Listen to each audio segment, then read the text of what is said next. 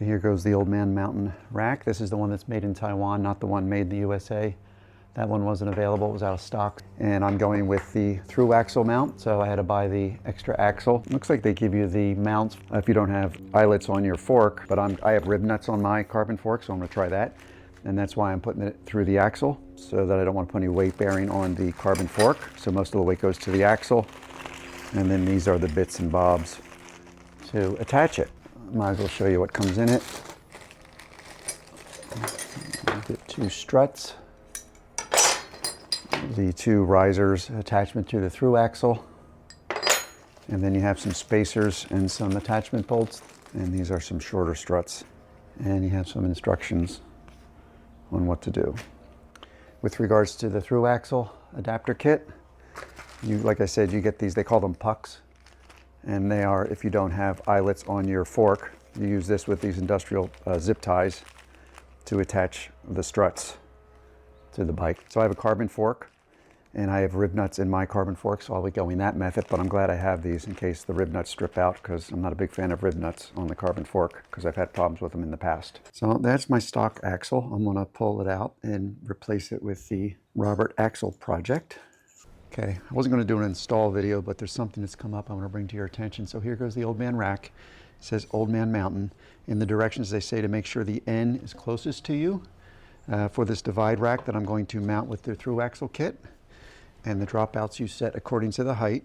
In my particular case, I'm running 700C and also 27.5. And that would mean I would use the bottom two holes. And it says to mount it on the outside of the rack, with the pointed area with the dropouts pointing towards you, the curve pointing towards you.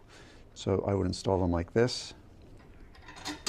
They say to use grease or anti-seize compound, which I've already applied. I've now installed the axle I ordered to go with the rack from the Robert Axle Project.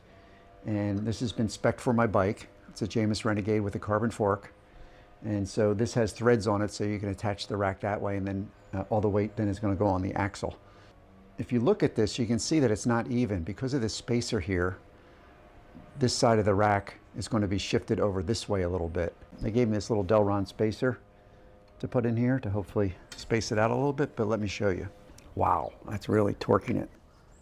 So this is really requiring a lot of pressure to get this rack on here, like so. I don't want to cross thread it.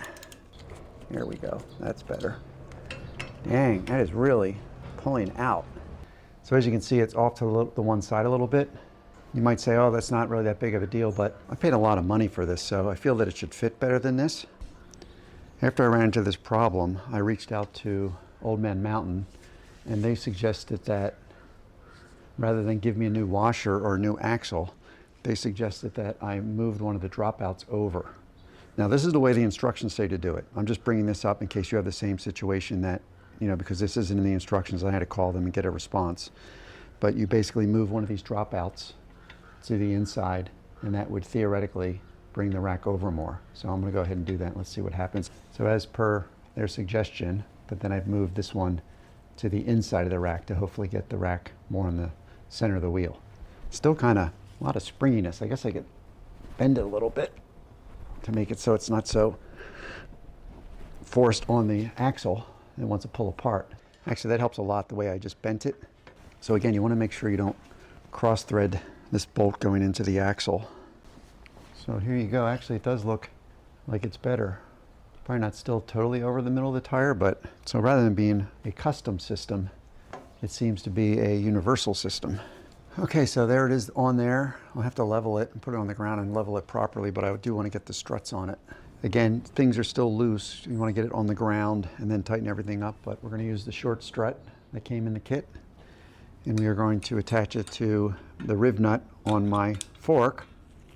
And, you know, on the install video for the Elkhorn on their site, they use, they end up using the pucks that came with the kit. I have the pucks also, but I'm going to use the rib nut for now.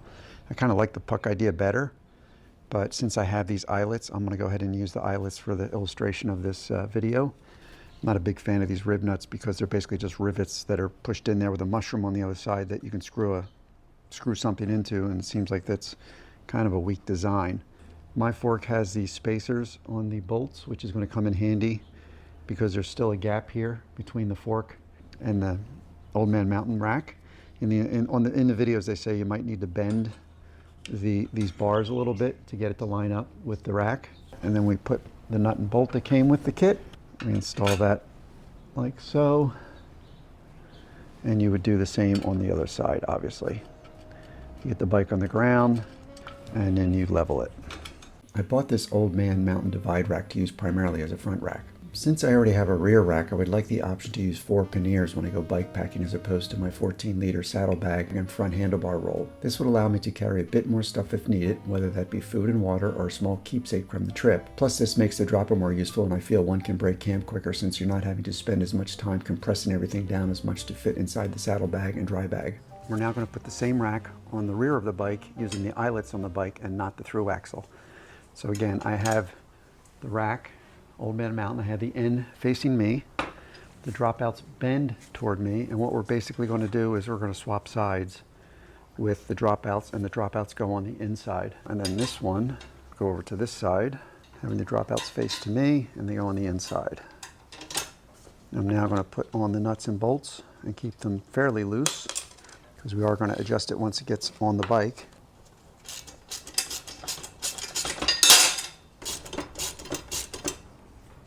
There you go. Let's put it on the bike. So here goes the rack with the dropouts installed. And if you remember, since we flipped them around, the axle went in this portion through the stud here. But now they've given us this longer bolt to use for the eyelets. That goes in here. And then we use this 19mm spacer. That will go here.